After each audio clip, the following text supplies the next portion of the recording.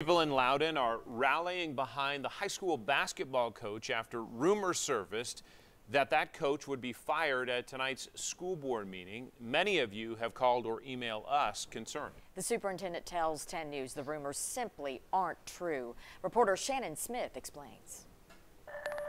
Loudon High School basketball coach Josh Graves has led his team through a so far undefeated season in his first year of coaching the Redskins. He's a widely loved coach and teacher. He's just an all-around great man, off the court, on the court. Josh Crabtree graduated from Loudon in December and says he's known Graves most of his life. With 17-0 season, he's doing really well for himself. He's thriving. All of his boys love him on the team. That's why he and countless other people in Loudon were shocked after seeing emails circulating. They allegedly were sent by Loudon County School Superintendent Jason Vance to Graves and the Loudon High principal. In those emails, the superintendent was allegedly upset that his freshman son was told last minute he wouldn't dress for a varsity game.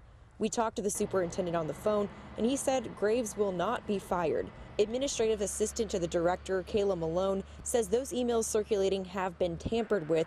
She says the district will not comment any further until tonight's school board meeting because of issues over student privacy.